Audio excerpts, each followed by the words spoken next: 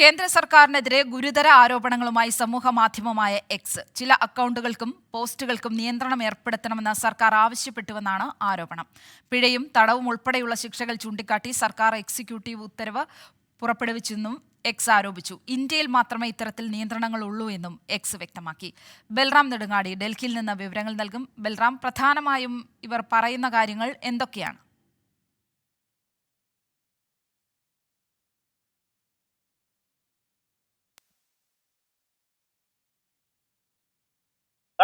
പ്രധാനമായും ഉന്നയിക്കുന്ന ആരോപണം എന്നുള്ളത് ചില അക്കൗണ്ടുകളും ചില പോസ്റ്റുകളും നീക്കം ചെയ്യുന്നതിനായി കേന്ദ്ര സർക്കാർ സമ്മർദ്ദം ചെലുത്തുന്നു തങ്ങൾക്ക് മേൽ എന്നുള്ളതാണ്.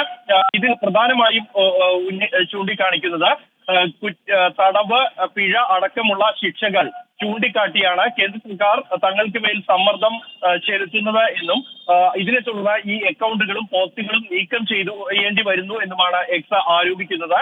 എന്നാൽ ഇന്ത്യയിൽ മാത്രമേ ഈ അക്കൗണ്ടുകളോ പോസ്റ്റുകളോ നീക്കം ചെയ്യുന്നുള്ളൂ എന്നും തങ്ങളുടെ നിലപാട് ഇതിന് എതിരാണ്. അതായത് അഭിപ്രായ സ്വാതന്ത്ര്യം മാനിക്കപ്പെടണം എന്നുള്ളതാണ് എക്സിന്റെ നിലപാട്.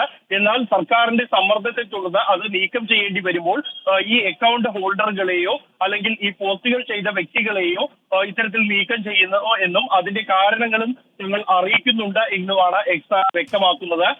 ഈ ഇത്തരത്തിലുള്ള നടപടിക്ക് എതിരായി അല്ലെങ്കിൽ അഭിപ്രായ സ്വാതന്ത്ര്യം പാലിക്കപ്പെടുന്നതിനായി നിയമപരമായി നീക്കങ്ങൾ നടത്തിയിട്ടുണ്ട് എന്നും അതിന്റെ ഫലം കാത്തിരിക്കുകയാണ് എന്നുമാണ് എക്സ് അറിയിക്കുന്നത്. സർക്കാരിന്റെ ഈ എക്സിക്യൂട്ടീവ് ഉത്തരവുകൾ പരസ്യപ്പെടുത്തണം എന്നുള്ളതാണ് തങ്ങളുടെ നിലപാട് എന്നും, എന്നാൽ ചില നിയന്ത്രണങ്ങൾ കാരണം അതിന് കഴിയുന്നില്ല എന്നും ഈ എക്സ് വിശദീകരിക്കുന്നു.